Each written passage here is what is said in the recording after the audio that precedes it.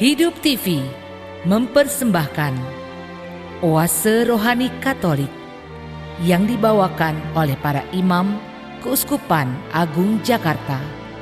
Selamat menyaksikan. Salam damai dan salam jumpa pemirsa Hidup TV, teman setia KAJ Radio Line, dan Mandarin Station Listener.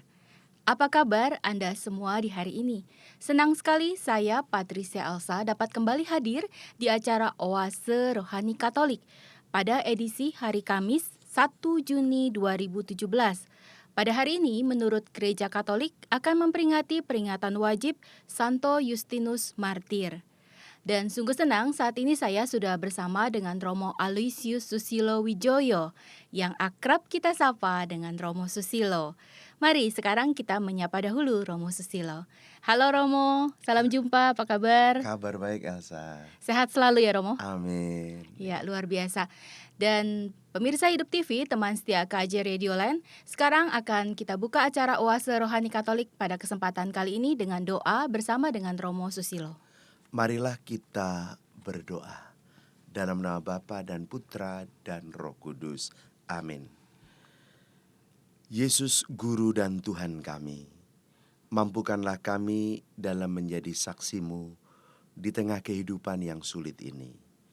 Semoga nama-Mu semakin dimuliakan oleh banyak orang, sebab Engkaulah kekuatan kami, seperti kekuatan yang dialami oleh Santo Justinus Martir-Mu, dan juga oleh Santo Paulus Rasul-Mu. Doa ini ya Bapa kami panjatkan dengan pengantaraan Kristus Tuhan kami. Dalam nama Bapa dan Putra dan Roh Kudus. Amin. Orang sombong menggali lubang bagiku. Mereka tidak mempedulikan perintah-Mu. Aku akan berbicara tentang hukum-Mu. Aku tidak malu di hadapan para raja. Para gembala baik dan murah hati, pada hari Kamis 1 Juni 2017, bacaan-bacaan yang akan kita baca bersama dan renungkan, bacaan dari Kisah Para Rasul, bab 22 ayat 30, dilanjutkan bab 23 ayat 6 sampai dengan 11. Dan bacaan Injil menurut Yohanes bab 17 ayat 20 sampai dengan 26. Sekarang mari kita membaca bacaan pertama dari Kisah Para Rasul. Setelah Paulus ditangkap di kota Yerusalem, kepala pasukan ingin mengetahui dengan teliti apa yang dituduhkan orang-orang Yahudi kepada Paulus. Karena itu, ia menyuruh mengambil Paulus dari penjara dan memerintahkan supaya imam-imam kepala dan seluruh mahkamah agama berkumpul. Lalu ia membawa Paulus dari markas dan menghadapkannya kepada mereka. Paulus tahu bahwa sebagian dari mereka itu termasuk golongan orang Saduki dan sebagian termasuk golongan orang Farisi. Oleh karena itu, ia berseru kepada mahkamah agama itu, katanya, "Hai saudara-saudaraku, aku adalah orang Farisi, keturunan orang Farisi. Aku dihadapkan ke mahkamah ini karena aku mengharapkan kebangkitan orang mati." Ketika Paulus berkata demikian, timbullah perpecahan antara orang-orang Farisi dan orang-orang Saduki, dan terbagi-bagilah orang banyak itu.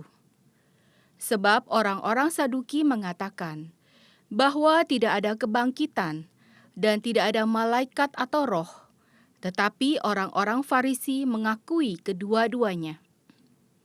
Maka terjadilah keributan besar. Beberapa ahli Taurat dari golongan Farisi tampil ke depan dan membantah dengan keras. Katanya, "Kami sama sekali tidak menemukan sesuatu yang salah pada orang ini. Barangkali ada roh atau malaikat yang telah berbicara kepadanya." Maka terjadilah perpecahan besar, sehingga kepala pasukan takut kalau mereka akan mengoyak-ngoyak Paulus. Karena itu, Ia memerintahkan pasukan supaya turun ke bawah dan mengambil Paulus dari tengah-tengah mereka, lalu membawanya ke markas. Pada malam berikutnya, Tuhan datang berdiri di sisi Paulus dan berkata kepadanya, "Kuatkanlah hatimu, sebab sebagaimana engkau dengan berani telah bersaksi tentang aku di Yerusalem, demikian jugalah hendaknya engkau pergi bersaksi di Roma." Demikianlah sabda Tuhan. Syukur kepada Allah. Para gembala baik dan murah hati, mari kita tanggapi dengan Mazmur tanggapan. Jagalah aku ya Tuhan, sebab padamu aku berlindung. Jagalah aku ya Tuhan, sebab padamu aku berlindung. Jagalah aku ya Allah, sebab padamu aku berlindung. Aku berkata kepada Tuhan, Engkaulah Tuhanku. Ya Tuhan, Engkaulah bagian warisan dan pialaku. Engkau sendirilah yang meneguhkan bagian yang diundikan kepadaku. Jagalah aku ya Tuhan, sebab padamu aku berlindung. Aku memuji Tuhan yang telah memberi nasihat kepadaku. Pada waktu malam, aku diajar oleh hati nuraniku. Aku senantiasa memandang kepada Tuhan, karena Ia berdiri di sebelah kananku. Aku tidak goyah. Jagalah aku ya Tuhan, sebab padamu aku berlindung. Sebab itu hatiku bersuka cita, dan jiwaku bersorak-sorai, dan tubuhku akan diam dengan tentram. Sebab Engkau tidak menyerahkan aku ke dunia orang mati, dan tidak membiarkan orang kudus-Mu melihat kebinasaan. Jagalah aku ya Tuhan, sebab padamu aku berlindung. Engkau memberitahukan kepadaku jalan kehidupan. Di hadapan-Mu ada sukacita berlimpah. Di tangan kanan-Mu ada nikmat yang abadi. Jagalah aku ya Tuhan, sebab padamu aku berlindung. Para gembala baik dan murah hati, kita siapkan hati kita untuk mendengarkan Injil Yesus Kristus menurut Yohanes bab 17 ayat 20 sampai dengan 26. Haleluya, haleluya, haleluya. Haleluya, haleluya, haleluya. Semoga mereka semua menjadi satu, sama seperti Engkau ya Bapa ada di dalam aku dan aku di dalam Engkau. Supaya dunia percaya bahwa Engkaulah yang telah mengutus aku. Haleluya, haleluya, haleluya. Tuhan sertamu. Dan sertamu juga. Inilah Injil Yesus Kristus menurut Yohanes. Dimuliakanlah Tuhan. Yohanes bab 17 ayat 20 sampai dengan 26. Dalam perjamuan malam terakhir, Yesus menengadah ke langit dan berdoa bagi para pengikutnya. Bapa yang kudus, bukan untuk mereka ini saja aku berdoa, tetapi juga untuk orang-orang yang percaya kepadaku oleh pemberitaan mereka, supaya mereka semua menjadi satu, sama seperti Engkau ya Bapa ada di dalam aku dan aku di dalam Engkau, agar mereka juga di dalam kita, supaya dunia percaya bahwa Engkaulah yang telah mengutus aku. Aku telah memberikan kepada mereka kemuliaan yang Engkau berikan kepadaku, supaya mereka menjadi satu, sama seperti kita adalah satu. Aku di dalam mereka dan Engkau di dalam aku, supaya mereka sempurna menjadi satu, agar dunia tahu bahwa Engkau yang telah mengutus aku, dan bahwa Engkau mengasihi mereka sama seperti Engkau mengasihi aku. Ya Bapa, aku mau supaya dimanapun aku berada, mereka juga berada bersama-sama dengan aku, yakni mereka yang telah Engkau berikan kepadaku, agar mereka memandang kemuliaanku yang telah Engkau berikan kepadaku, sebab Engkau telah mengasihi aku sebelum dunia dijadikan. Ya Bapa yang adil, memang dunia tidak mengenal Engkau, tetapi aku mengenal Engkau, dan mereka ini tahu bahwa Engkaulah yang telah mengutus aku, dan aku telah memberitahukan namamu kepada mereka, dan aku akan memberitahukannya, supaya kasih yang Engkau berikan kepadaku ada di dalam mereka, dan aku di dalam mereka. Demikianlah Injil Tuhan. Terpujilah Kristus.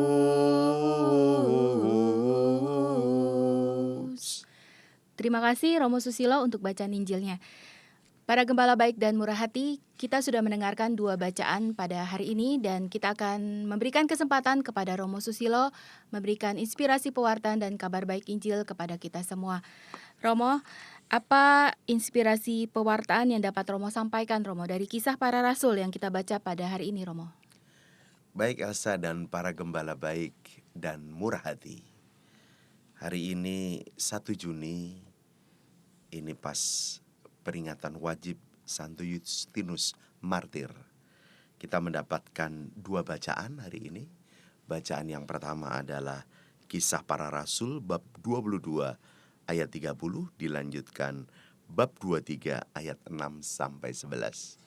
Dan juga bacaan Injil tentu saja yang mendukung untuk bacaan pertama dan peringatan Santo Justinus, Yohanes bab 17 ayat 20 sampai dengan 26.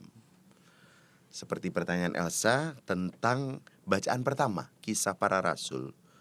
Ini adalah kisah tentang Santo Paulus yang dulu kita kenal sebagai Saulus, ya, penganiaya para murid Yesus, lalu mendapatkan matahari yang paling terang menyilaukan matanya sampai buta. Lalu terdengarlah suara, "Saulus, Saulus, mengapa engkau menganiaya aku?"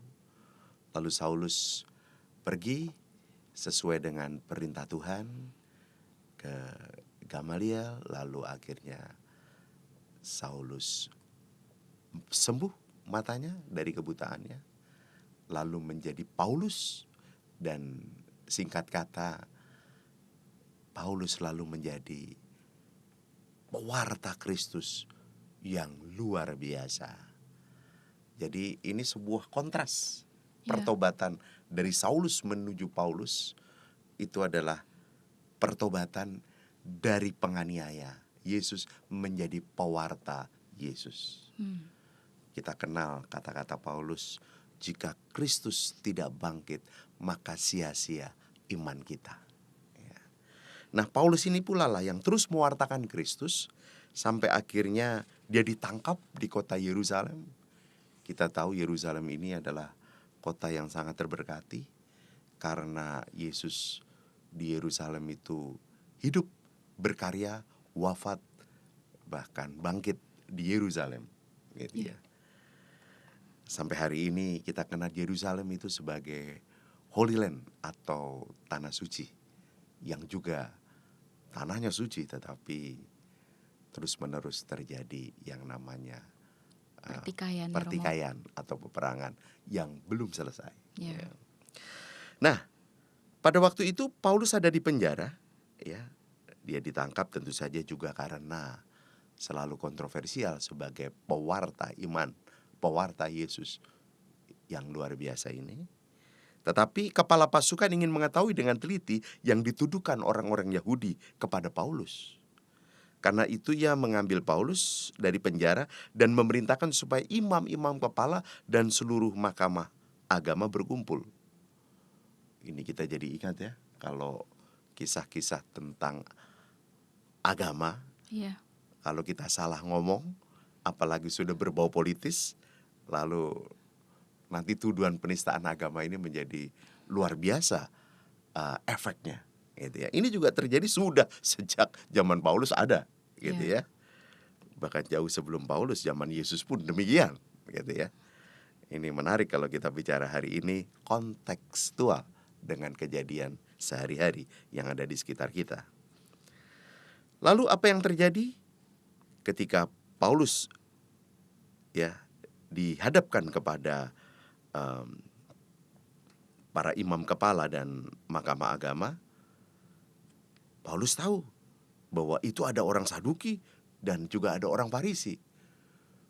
Lalu Paulus dengan gagah berani mengatakan bahwa, "Hai saudara-saudaraku, aku adalah orang Farisi, keturunan orang Farisi. Aku dihadapkan ke mahkamah ini karena aku mengharapkan kebangkitan orang mati." Ketika Paulus berkata demikian, timbullah perpecahan antara orang Farisi dan orang Saduki. Kita tahu orang Saduki itu tidak percaya akan dua hal. Satu, tidak percaya akan kebangkitan. Dua, tidak percaya akan adanya malaikat atau roh. Maka dengan mengatakan itu, terjadilah keributan besar. Beberapa ahli Taurat dari golongan Farisi tampil ke depan membantah dengan keras, katanya, "Kami sama sekali tidak menemukan sesuatu yang salah pada orang ini." Kita masih ingat Pilatus juga pernah berkata demikian ya. Iya, Kami terhadap tidak Yesus. menemukan kesalahan pada Yesus, apa yang kau tuduhkan gitu ya. Ini pada Paulus juga terjadi gitu. Dalam konteks yang lain juga terjadi gitu ya. Iya. Pada zaman ini. Barangkali ada roh atau malaikat yang telah berbicara kepadanya. Nah, ini atas nama iman ada beberapa orang Farisi pro kepada Paulus dan mengatakan yang saleh. Maka terjadilah perpecahan besar sehingga kepala pasukan takut. Wah, ini saya bayangin kalau kepala pasukan di sini mungkin Kapolri ya atau Pangap barangkali ya. Iya. Itu memang bisa takut kalau sudah berhadapan sama hal-hal yang sangat sensitif, mahkamah agama dan para imam gitu ya. Karena dia punya di belakangnya itu umat gitu ya. Ya, kalau umat itu berarti pasukan yang juga Besar. luar biasa, yang besar ya. Ya. Kalau mereka akan mengoyak-ngoyak Paulus, jadi ada ketakutan juga ini dari kepala pasukan. Coba Anda bayangkan, kepala pasukan yang harusnya menjaga keamanan aja bisa takut gitu ya, jika terjadi keributan besar. Ya. Karena itu ia memerintahkan pasukan supaya turun ke bawah dan mengambil Paulus dari tengah-tengah mereka lalu membawanya ke markas, diamankan. Ya. Kita tahu paling aman memang kalau dibawa ke markas. Ya, sekarang juga ada yang dibawa ke markas biar aman. Ya. Iya. Pada malam berikutnya, nah ini menarik ya. Tuhan datang berdiri di sisi Paulus dan berkata kepadanya. Nah, ini mungkin jauh lebih penting ini. Karena akhirnya Paulus tidak sendirian. Di dalam penjara Paulus juga masih ada Tuhan. Dan Tuhan itu dirasakan menemani Paulus, mengunjungi Paulus dan bersabda kepada Paulus. Sabda Tuhan, kuatkanlah hatimu. Sebab sebagaimana engkau dengan berani telah bersaksi tentang aku di Yerusalem, demikian juga hendaklah engkau pergi bersaksi di Roma. Jadi Tuhan datang malam hari itu meneguhkan Paulus untuk tidak takut, ya, untuk tidak lembek dan menyerah. Tetapi kamu sudah berani mewartakan aku di Yerusalem. Nanti silahkan juga di Roma. Kamu juga bersaksi tentang aku. Jangan takut. Sebenarnya itu juga janji Yesus yang kita kenal sampai hari ini. Elsa dan para gembala baik dan murah hati, Yesus tuh gak pernah menyajikan yang terlalu banyak ya. Misalnya langit biru tanpa mendung, menang terus tanpa kalah, berhasil tanpa gagal, sehat tanpa sakit, ya suka tanpa duka. Enggak, sama sekali itu gak dijanjikan Yesus. Apalagi kaya tanpa miskin, gak pernah dijanjikan Yesus. Yang dijanjikan Yesus cuma satu, aku akan menyertai kamu senantiasa sampai kepada akhir zaman. Nah, semoga janji ini juga menguatkan kita dan menguatkan Paulus, dan tentu saja dalam mewartakan Yesus, mewartakan iman. Walaupun akhirnya kita tahu menjadi seorang Paulus setelah bertobat juga posisinya tidak enak gitu ya. Karena harus ada yang melawan, harus ada yang akhirnya gak percaya, atau harus mengalami aneka tuduhan, dan harus mengalami yang namanya ditahan dan penjara. Itu Elsa, yang namanya ditahan dan dipenjara itu banyak orang menghindari dan banyak orang takut. Tapi Iya. Paulus tidak takut. Apa artinya? Dan survei memang membuktikan banyak orang yang setelah dipenjara namanya tetap harum, gitu ya. Salah satu contohnya Paulus, Iya. gitu ya. Kalau konteks zaman dulu, konteks di Indonesia pun kita pernah lihat Soekarno pernah dipenjara loh, Presiden Republik Indonesia yang pertama. Iya. Namanya tetap harum sampai sekarang. Kita juga kenal kalau di dunia itu ada Nelson Mandela, pernah dipenjara dan namanya juga harum, Iya. gitu ya. Bahkan jadi Jadi presiden ya. bahkan jadi presiden. Intinya adalah jangan takut untuk mewartakan iman, mewartakan Kristus, juga kalau taruhannya adalah penderitaan. Itu Elsa. Iya.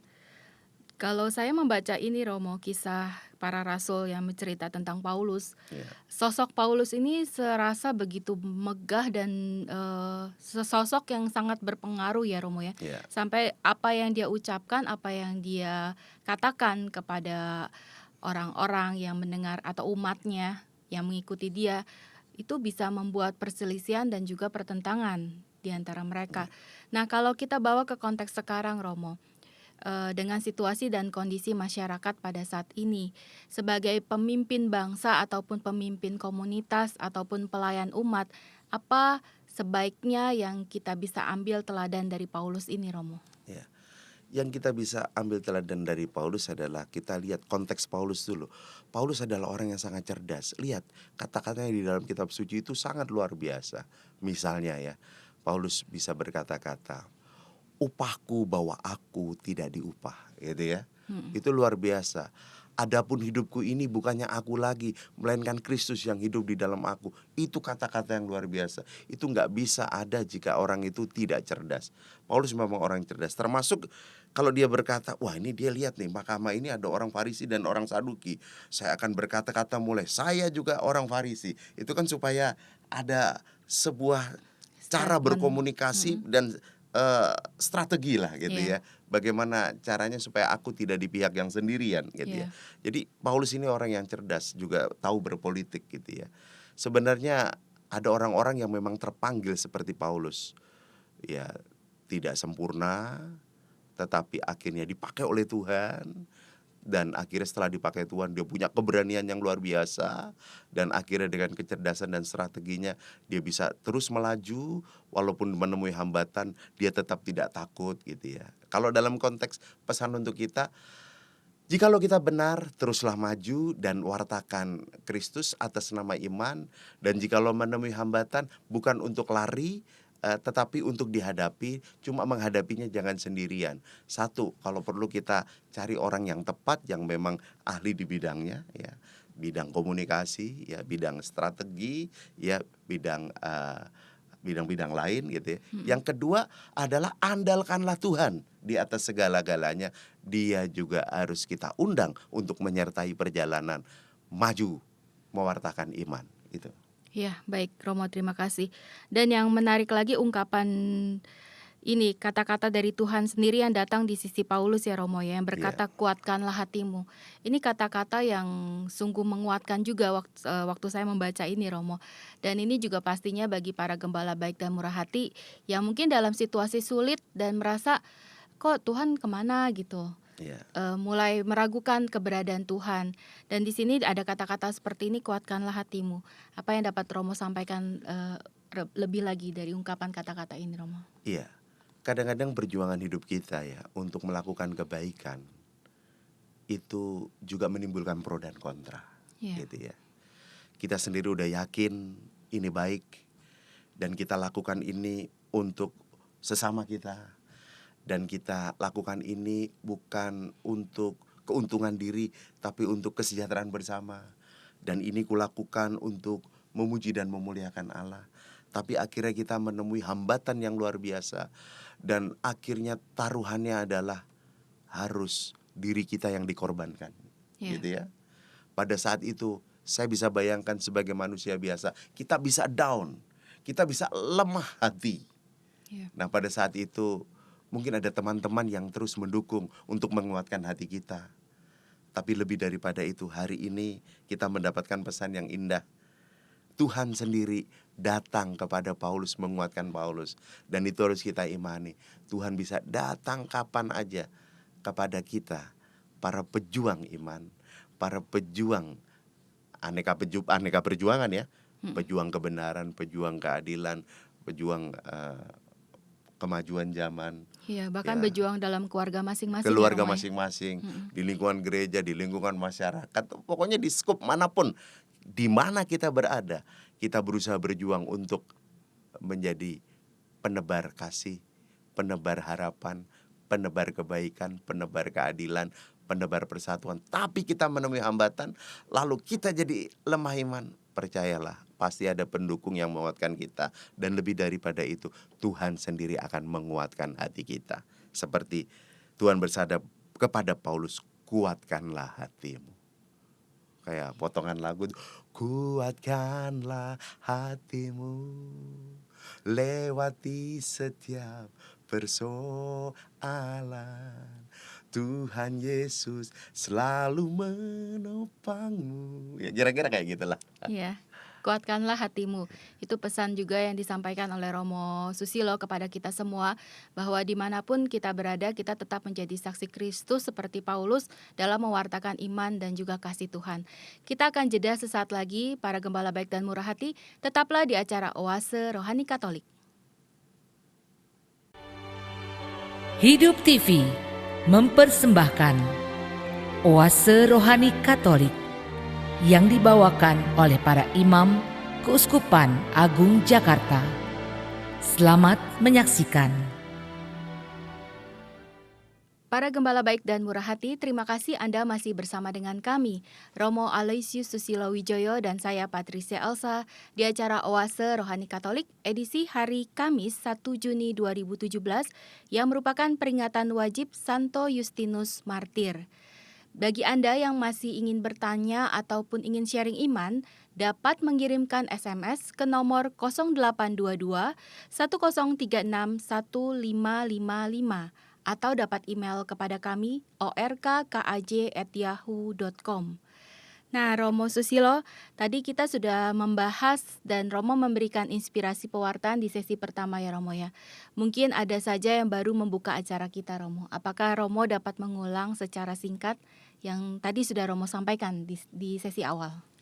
Baik Elsa dan para gembala baik dan murah hati, hari ini 1 Juni adalah peringatan wajib Santo Justinus Martir. Ada 2 bacaan. Bacaan pertama dari Kisah Para Rasul bab 22 dan bacaan Injil dari Yohanes bab 17. Saya tadi di bagian pertama lebih banyak berbicara tentang bacaan pertama. Bagaimana Paulus berhadapan dengan para imam dan mahkamah agama. Lalu antara lain di antara para imam dan mahkamah agama ada orang Farisi dan orang Saduki. Orang Saduki tidak percaya akan adanya kebangkitan dan juga tidak percaya akan adanya roh dan malaikat.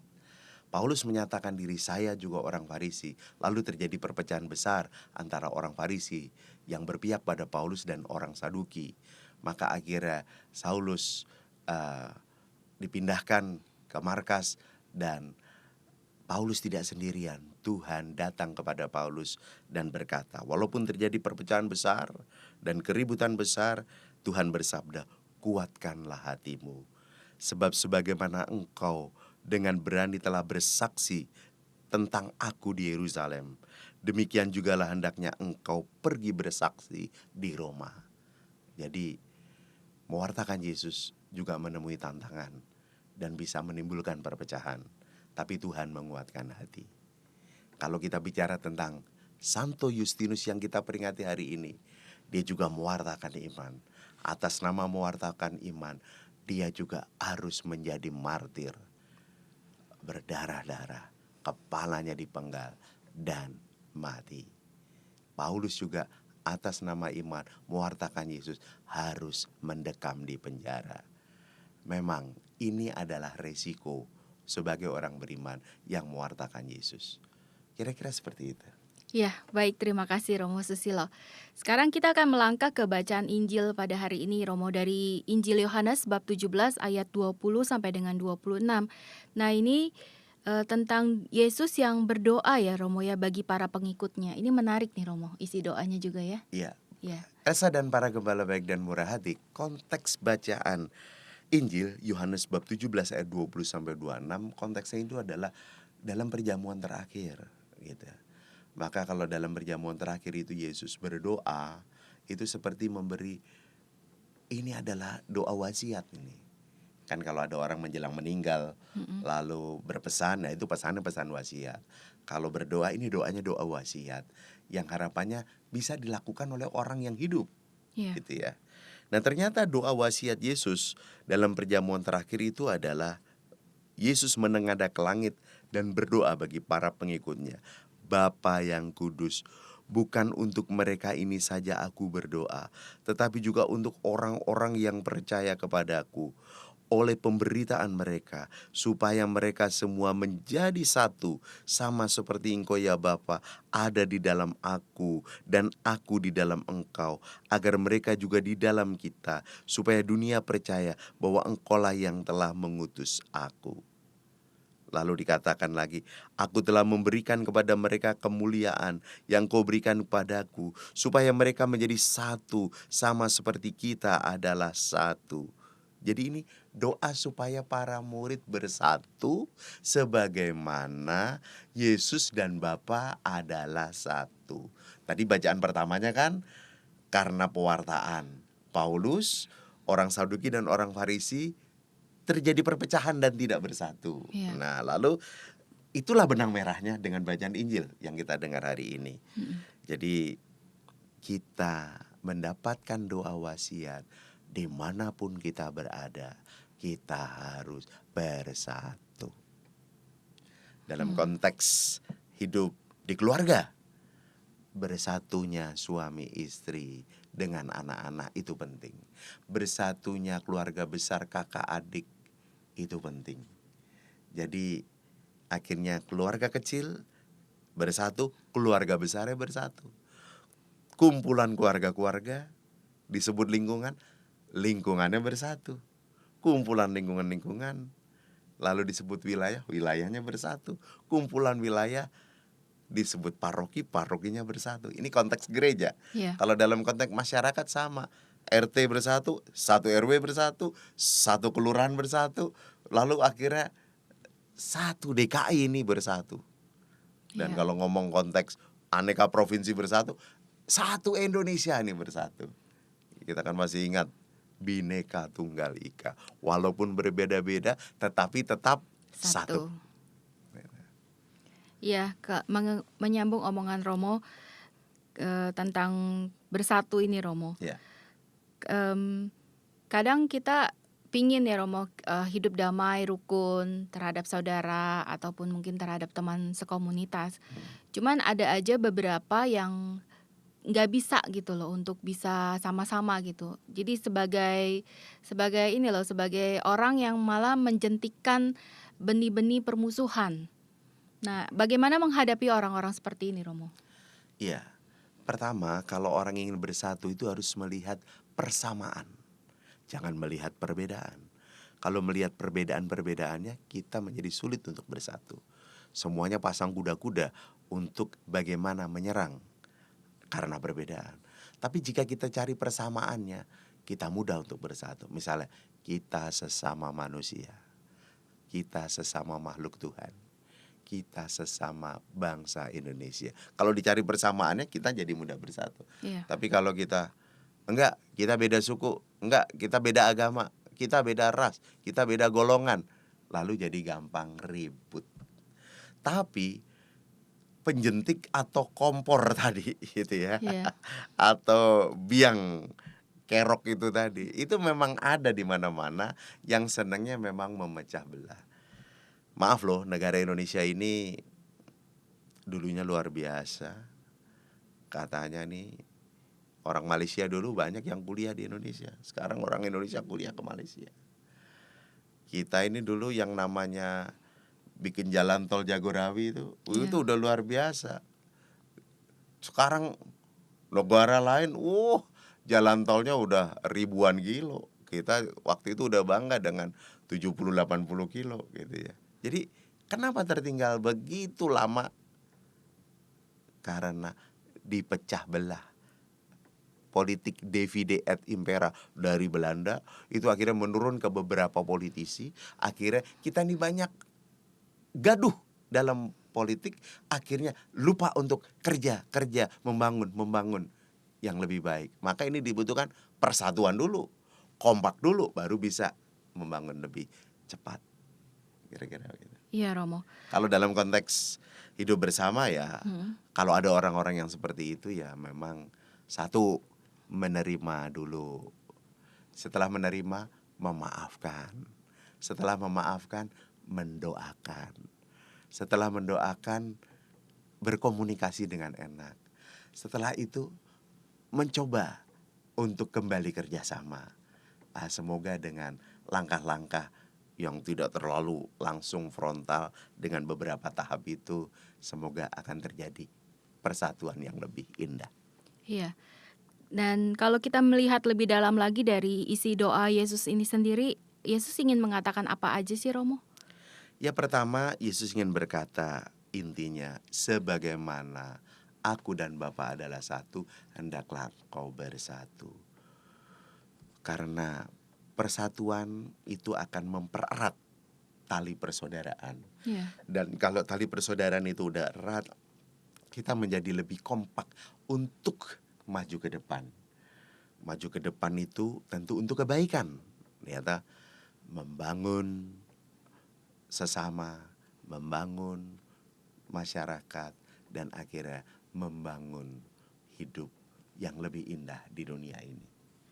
Jadi tentu tidak mudah, tetapi ini harus dilakukan karena ini doa. Maka kata doa ini penting. Doa itu singkatannya dikuatkan oleh Allah. Jangan kita ingin menggalang persatuan tapi tanpa Allah. Karena Allah adalah sumber persatuan. Iya. Kalau mengandalkan manusia doang, kita pasti akan kelelahan dan mudah kecewa.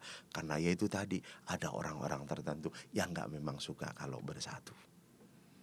Dan sudah seperti menjadi DNA bagi orang-orang seperti Iya, itu, Romo. itu ego. Ego ya. Mau menang sendiri untuk dirinya, mau menang sendiri untuk kelompoknya, mau menang sendiri untuk golongannya, mau menang sendiri untuk agamanya. Ini mengerikan. Iya. Gitu. Maka udahlah. Ini bagus nih, Pupung 1 Juni. Kecuali Iya. peringatan wajib Santo Justinus Martir, dalam konteks hidup bernegara, peringatan kelahiran Pancasila. Iya, 1 Juni kelahiran Pancasila ya, Romo ya. Iya, lambangnya Garuda. Lalu di bawahnya itu ada tulisan Bhinneka Tunggal Ika. Bhinneka Tunggal Ika itu artinya walaupun berbeda-beda tetapi tetap satu. Negara Indonesia ini luar biasa, 13.000 pulau lebih, 250 juta penduduk lebih, lalu akhirnya sekian puluh Dengan suku, beragam suku agama. bangsa. Ya, agama ada 6 ya. Yang resmi. Suku ada puluhan ya. Mm-mm. Bahasa juga ada puluhan ya. Tapi ini luar biasa, dari Aceh sampai Papua bisa menjadi negara kesatuan Republik Indonesia dengan Pancasila.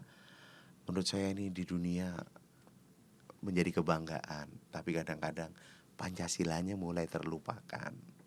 Maka Keuskupan Agung Jakarta melalui Uskup Ignatius Suharyo sejak tahun 2015 ya kalau nggak salah ya, itu mulai kembali mengajak umat Katolik di Jakarta, Tangerang, dan Bekasi, mari amalkan Pancasila.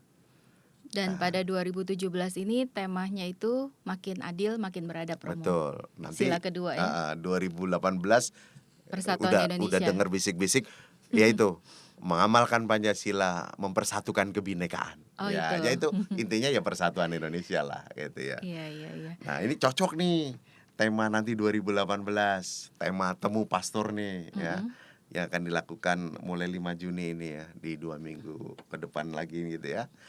Ya, ini tentang persatuan. Cocok bacaannya dengan bacaan hari ini. Jadi para imam di Keuskupan Agung Jakarta ini juga belajar banyak ya, Romo ya, untuk juga bisa menyampaikan kepada umat, nggak hanya tentang gereja, tentang ajaran gereja, tapi juga bagaimana bisa hidup rukun, damai, dan juga hidup bernegara lah, menyadari dan mencintai negaranya sendiri ya, Romo. Iya, persatuan itu indah. bersaudara itu indah. Tapi kalau mulai perpecahan dan mulai mencari perbedaan, betapa kita merasakan hampanya hidup bersama ini. Ya. Kalau udah mau sepakat hidup bersama, ya carilah persamaan-persamaannya. Ya. Contoh soal, saya ini 7 bersaudara loh.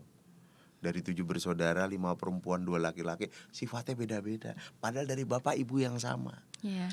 Tapi bapak ibu saya selalu bilang, ayo hiduplah rukun dan damai sebagai saudara. Ya udah, kita bisa menerima kelebihan dan kelemahan, bisa saling memaafkan, bisa saling mendoakan, bisa saling berkomunikasi dengan enak, bisa saling kerjasama. Ya apapun yang terjadi sampai hari ini, puji Tuhan, keluarga menjadi boleh hidup rukun dan damai. Saya kira dalam skup kecil itu bisa dikembangkan dalam hidup berlingkungan gereja, dalam hidup bertetangga, dalam hidup di tempat kerja, dalam hidup di sekolah atau di kampus, dalam hidup dimanapun kita berada. Yang penting juga kita mau membuka hati ya Romo ya terhadap Betul. orang lain ya. Betul. Ya. Jangan merasa kita paling benar, jangan merasa kita paling hebat, lalu orang lain salah, lalu akhirnya ya kayak gitulah. Baik, terima kasih Romo. Sebagai kata akhir Romo, kesimpulan dari bacaan-bacaan pada hari ini, apa yang dapat Romo sampaikan? Bacaan pertama intinya adalah Paulus diteguhkan oleh Tuhan, kuatkanlah hatimu, terus lanjutkan mewartakan Yesus, mewartakan kabar gembira atas nama iman. Itu cocok dengan peringatan Santo Yustinus martir, terus mewartakan Yesus atas nama iman, walaupun harus kepalanya dipenggal dan jadi martir. Lalu bacaan Injil, Yesus memberi doa wasiat supaya sebagaimana Bapa dan aku satu, hendaklah engkau bersatu.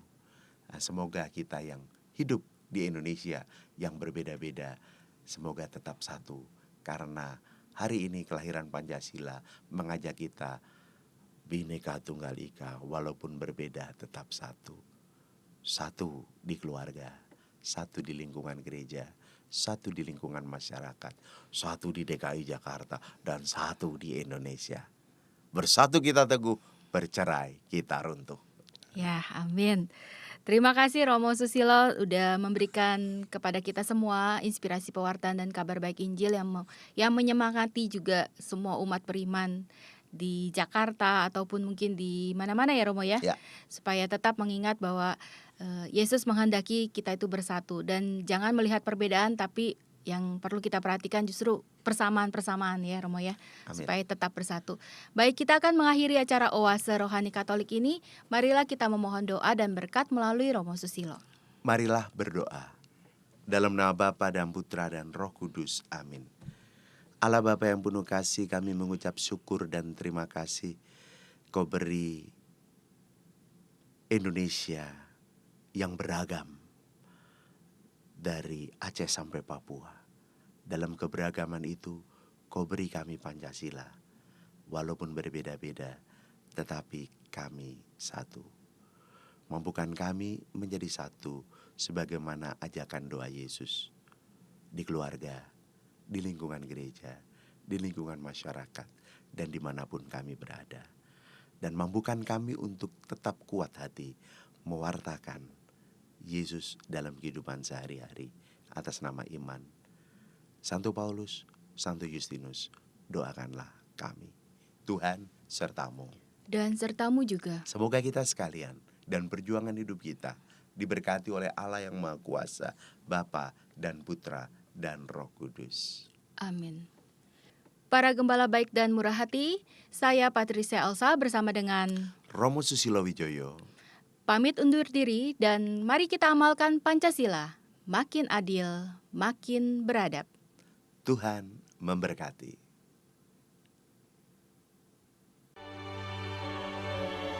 Demikianlah Oase Rohani Katolik yang dibawakan oleh para imam Keuskupan Agung Jakarta. Tuhan memberkati.